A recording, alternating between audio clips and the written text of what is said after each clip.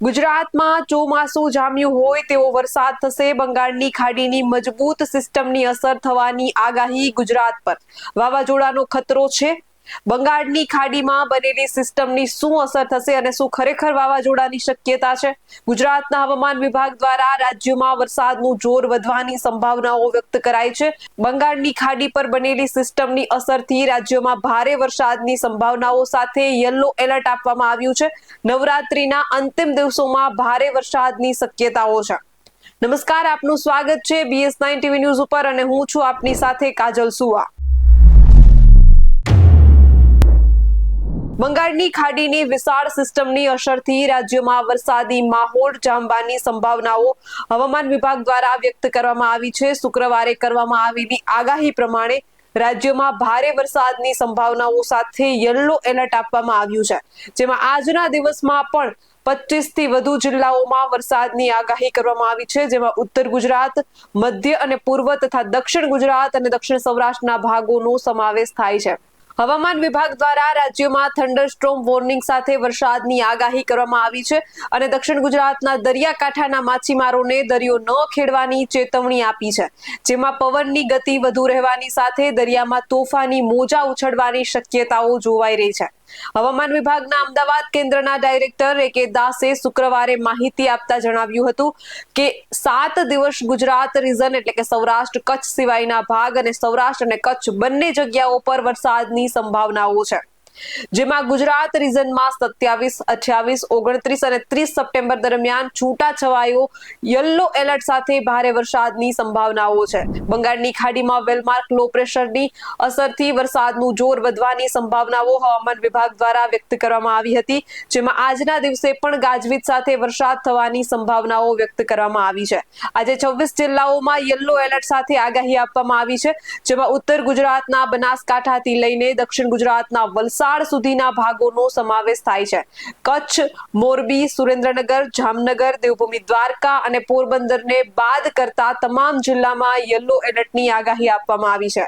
શનિવારથી રાજ્યમાં વરસાદનું જોર વધવાની સંભાવનાઓ હવામાન વિભાગ દ્વારા વ્યક્ત કરવામાં આવી છે, જેમાં 28મીએ રાજકોટ, સુરેન્દ્રનગર, અમરેલી, બોટાદ, ભાવનગર, ગીર સોમનાથ અને દીવ તથા સાબરકાંઠા, અરવલ્લી, ગાંધીનગર, અમદાવાદ, ખેડા, મહીસાગર, દાહોદ, પંચમહાલ, આણંદ, વડોદરા, છોટાઉદેપુર, ભરૂચ, નર્મદા, સુરત, તાપી, નવસારી, ડાંગ, વલસાડ, દમણ તથા દાદરાનગર હવેલીમાં યલો એલર્ટ સાથે છૂટાછવાયા સ્થળો પર ભારે વરસાદની સંભાવનાઓ છે, જેમાં થંડરસ્ટોર્મ એક્ટિવિટી થવાની પણ શક્યતાઓ વ્યક્ત કરાઈ છે.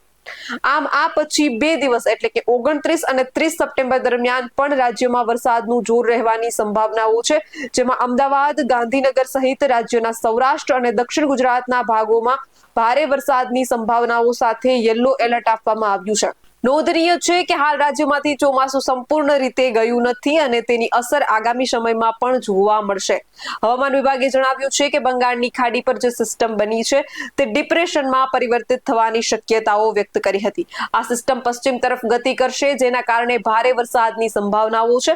રાજ્યના દક્ષિણ ગુજરાતના માછીમારોને દરિયો ન ખેડવા માટેની ચેતવણી આપી છે, જેમાં 27 થી 30 સપ્ટેમ્બરનો સમાવેશ થાય છે, જેમાં પવનની ગતિ 40 થી 50 કિલોમીટર પ્રતિ કલાકની અને ઝાટકાનો પવન 60 કિલોમીટર પ્રતિ કલાક સુધી પણ જઈ શકે છે. ગુજરાતમાં ચોમાસાની વિદાય ટાણે બંગાળની ખાડીમાં મજબૂત બનેલી સિસ્ટમને કારણે વાવાઝોડું આવવાની સોશિયલ મીડિયામાં ચર્ચા જાગી છે. શું આ શક્યતા સાચી છે?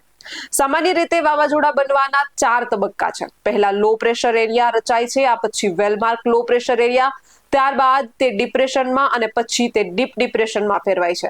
આટલા તબક્કા બાદ 5મા તબક્કામાં સાયક્લોનિક સ્ટ્રોમ એટલે કે વાવાઝોડું બને છે.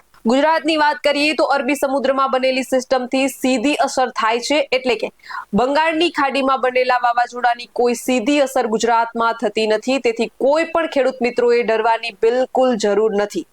બંગાળની ખાડીમાં બનેલી સિસ્ટમ આગામી 24 કલાકમાં ડિપ્રેશનમાં ફેરવાઈ શકે છે, જે 27 સપ્ટેમ્બરની સવારે ઉત્તર આંધ્રપ્રદેશ અને દક્ષિણ ઓડિશાને પાર કરશે. આવા જ વધુ અહેવાલ સાથે મળતા રહીશું. તમે અમારી YouTube ચેનલને સબસ્ક્રાઇબ કરવાનું અને અમને Facebook અને Instagram પર ફોલો કરવાનું ભૂલશો નહીં.